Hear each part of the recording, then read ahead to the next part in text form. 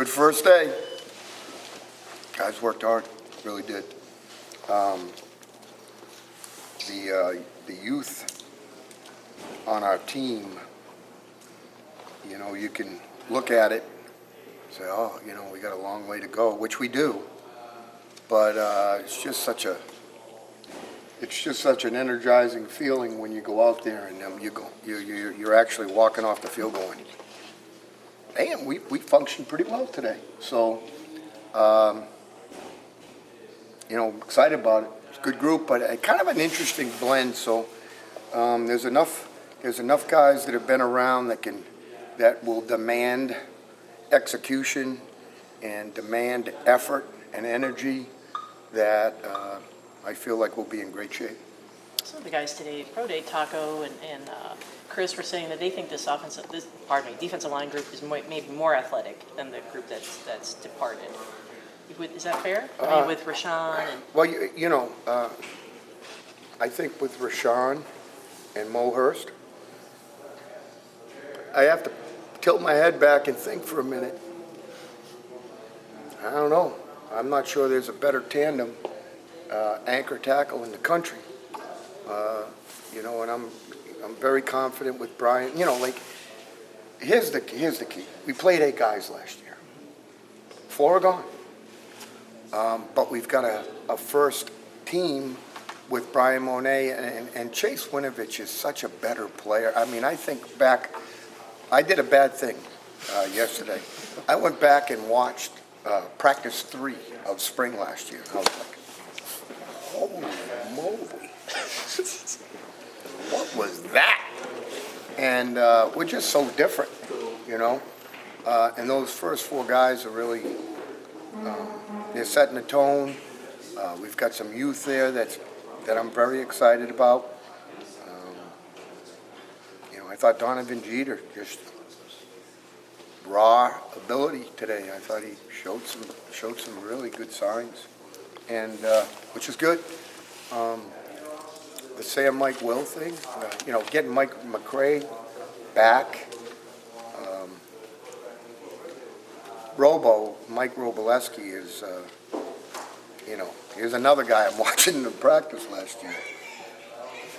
Can't even believe it's the same guy. You know, you talk about a self-made football player, but a guy that knows it all. And I've never had to do this before. He's telling the secondary, making their rights and lefts calls. He's making the tight call. He's making the detach calls for the outside linebacker. And it's finally like, hey, Robo, you need to shut up and let those guys make those calls themselves. Yeah, okay. That's how well he knows the scheme. So him and Devin Bush and Mike McCray, Furbush was good. We got Uche going at Sam. And Kalik Hudson was our Viper today. And Arrows up, I'm really excited about him. Glasgow was a Viper today. And that young secondary, Lavert Hill, David Long, Josh Metellus, Tyree Cannell has just quietly done a nice job. So we'll see. You know, there's a lot of youth there. St. Just, you know, he'll be an interesting guy as we move forward. Ambry Thomas, again, another interesting guy. So Jamarick Woods and Jalen Kelly Pop, all those guys are good players. So the nice thing is, I don't think there's a lot of, you know, guys that, you know, are misplaced.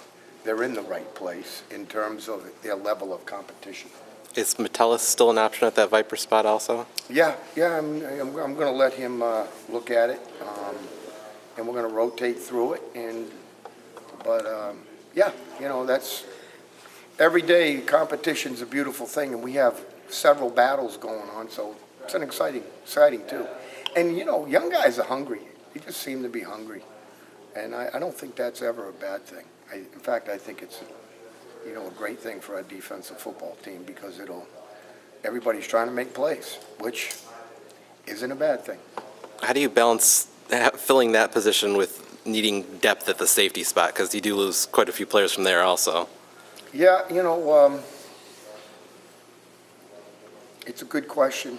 That's why, like, when Kalik's there at the Viper, we leave Josh at the strong safety position, and Jalen's with him. You know, I've even toyed with the idea of giving Jalen some work there, but, I mean, his world right now is, you know, things are happening so fast. Let's get him comfortable, settled at the rover position. But I can rotate those guys and feel pretty comfortable with it. Do you have to tweak what you do with that Viper spot without Jabril, or is it the same concept overall? Well, they'll be tweaking. Yeah. Yeah, I mean, there's only one, you know. Right. You know how many calls I've gotten this winter? I'm the next Jabril Peppers. No, you're not. No, I'm just kidding. But, you know, I mean, I've gotten a lot of those emails, you know, and, I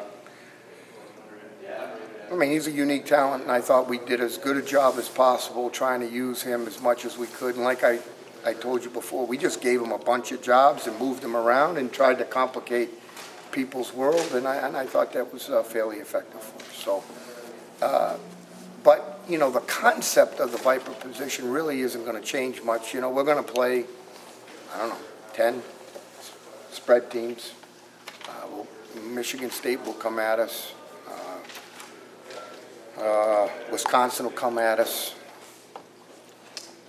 We'll see on the rest, you know. I mean, Ohio State comes at you, obviously, but in a different way, so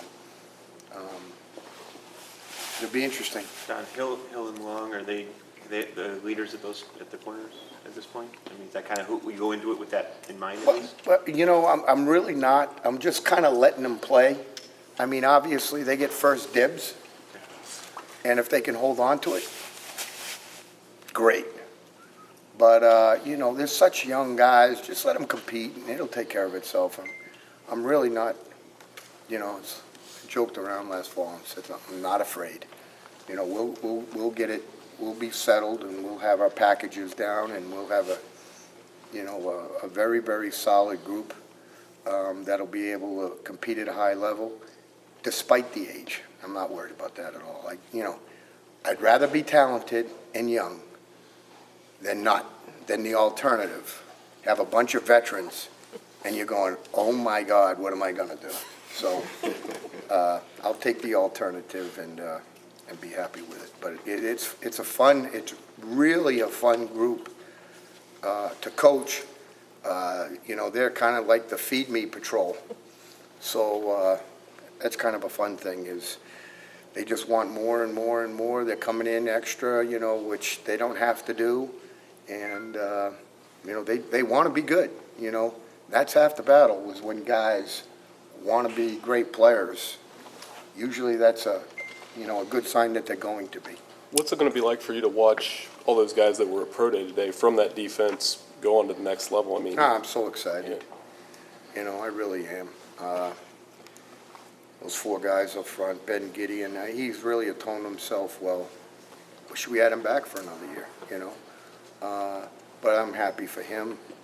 You know, obviously Jabril, Delano, DeMonte. DeMonte ran really good today, so that was good.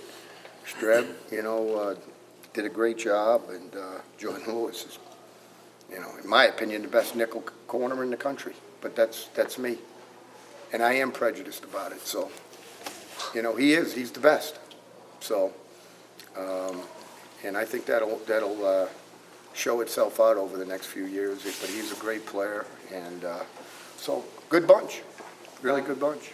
Will one of Do you feel like, we all know that Jabril's athletic, you talked about him at length. Do you feel like his intelligence, though, might be kind of an underrated aspect? Yes. I mean, he's one of the brightest football players on the field I've ever been around. You know, it was one of those, you know, I'd see the hand go up, and I'd know, hey, you better have your stuff together, because this question's going to have some substance to it. And, you know, so he was, you know, he'd have his couple questions, and when you told him once, it was over. I mean, it was done and it was handled. So, and we really, you know, like I said, we asked a lot of him mentally, and, you know, I thought Coach said it the best. I heard him on the tube today. He's the best tackler in the country, and what an underrated skill in college football, being the best tackler in the open field in the country. That's a hard thing to do now. So, that, coverage skills. I had somebody asked me, well, he mustn't be able to catch very well, he only had one interception. Well, we play a lot of man, so you're gonna get a lot of the pass breakup stuff. And go back 50 yards and try to catch those punts, and then tell me you have no hands. I mean, that's just ridiculous. What do you make of the discussion of what position is he gonna play and that kind of stuff? I mean, you were up close with him last year, you see what he can do. I had film on today.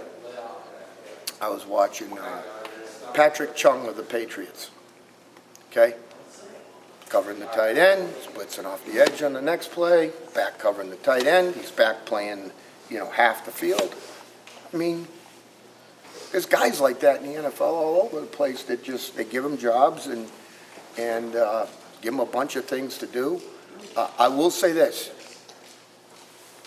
Probably part of the thing that hurts him is like, we asked him to cover the big tight ends and the hybrid tight ends, for us, because he had that uncanny ability to be able to play against big people. So who's going to throw the ball to him?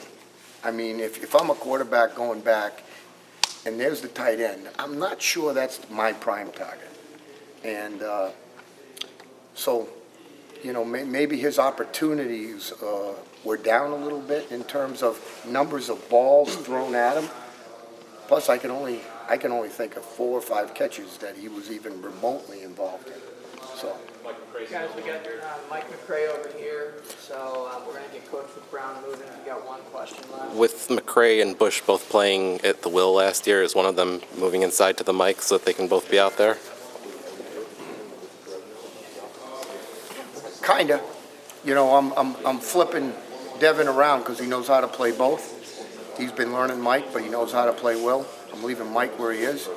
And I got Robo there. I kind of got 3 for 2 at the start of spring practice, and I'm working hard to develop some depth there. But I'm very happy with those 3 guys.